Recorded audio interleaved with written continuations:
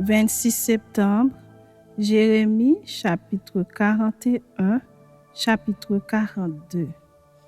Au 7e mois, Ismaël, fils de Néthania, fils d'Élishama, de la race royale, vint avec des grands du roi et 10 hommes auprès de Guédalia, fils d'Achikam, à Mitzpa. Là, ils mangèrent ensemble à Mitzpa.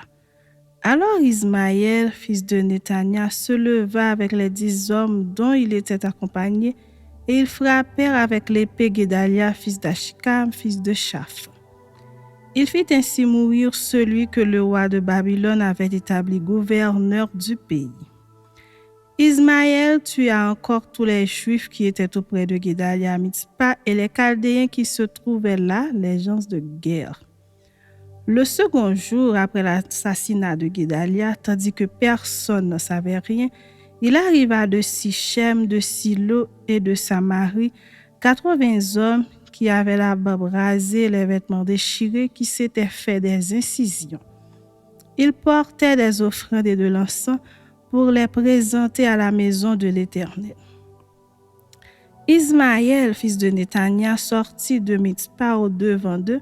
Il marchait en pleurant. Lorsqu'il les rencontra, il leur dit: « Venez vers Guédalia, fils d'Achikam. » Et quand ils furent au milieu de la ville, Ismaël, fils de Néthania, les égorgea et les jeta dans la citerne avec l'aide des gens qui l'accompagnaient. Mais il se trouva parmi eux 10 hommes qui dirent à Ismaël: « Ne nous fais pas mourir, car nous avons des provisions cachées dans les champs, du froment, de l'orge, de l'huile et du miel. » Alors il les épargna et ne les fit pas mourir avec leurs frères. La citerne dans laquelle Ismaël jeta tous les cadavres des hommes qu'il tua près de Guédalia est celle qu'avait construite le roi Asa lorsqu'il craignait Baïcha, roi d'Israël. C'est cette citerne qu'Ismaël, fils de Néthania, remplit de cadavres. Ismaël fit prisonnier tous ceux qui restaient à Mitzpa, les fils du roi et tous ceux du peuple qui y demeuraient, et que Nebuzaradan, chef des gardes, avait confié à Guédalia, fils d'Achikam. Ismaël, fils de Néthania, les emmena captifs et partit pour passer chez les Ammonites. Jochanan, fils de Karéak, et tous les chefs des troupes qui étaient avec lui furent informés de tout le mal qu'avait fait Ismaël, fils de Néthania. Ils prirent tous les hommes et se mirent en marche pour attaquer Ismaël, fils de Néthania. Ils le trouvèrent près des grandes eaux de Gabaon. Quand tout le peuple qui était avec Ismaël vit Jochanan, fils de Karéak, et tous les chefs des troupes avec lui, il en eut de la joie. Et tout le peuple qu'Ismaël avait emmené de Mitzpa se retourna et vint se joindre à Jochanan, fils de Karéak. Mais Ismaël, fils de Néthania, se sauva avec 8 hommes devant Jochanan et alla chez les Ammonites. Jochanan, fils de Karéak, et tous les chefs des troupes qui étaient avec lui prirent tout le reste du peuple et le délivrèrent des mains d'Ismaël, fils de Néthania, lorsqu'il l'emmenait de Mitzpa après avoir tué Guédalia, fils d'Achikam. Hommes de guerre, femmes, enfants, eunuques, Jochanan les ramena depuis Gabaron.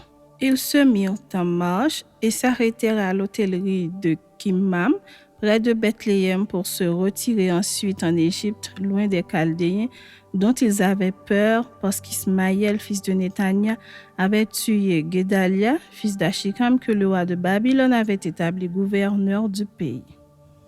Chapitre 42. Tous les chefs des troupes, Jochanan, fils de Karéak, Jezania, fils d'Osée, et tout le peuple, depuis le plus petit jusqu'au plus grand, s'avancèrent et dirent à Jérémie le prophète: « Que nos supplications soient favorablement reçues devant toi. Intercède en notre faveur auprès de l'Éternel, ton Dieu, en faveur de tous ceux qui restent, car nous étions beaucoup et nous restons en petit nombre, comme tes yeux le voient.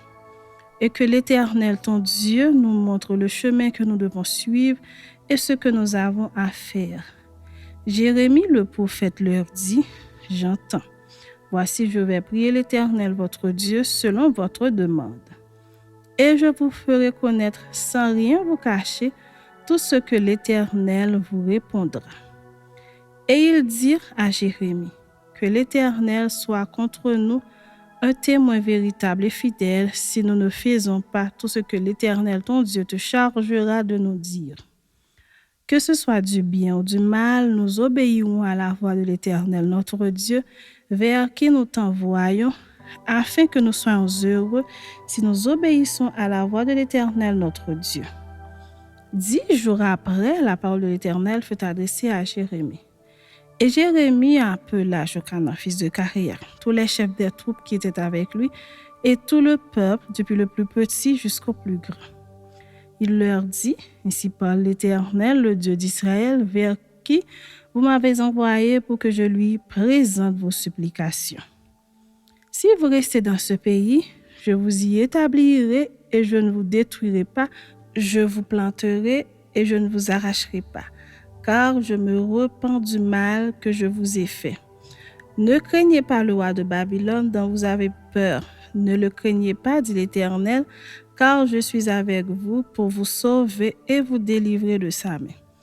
Je lui inspirerai de la compassion pour vous et il aura pitié de vous et il vous laissera demeurer dans votre pays.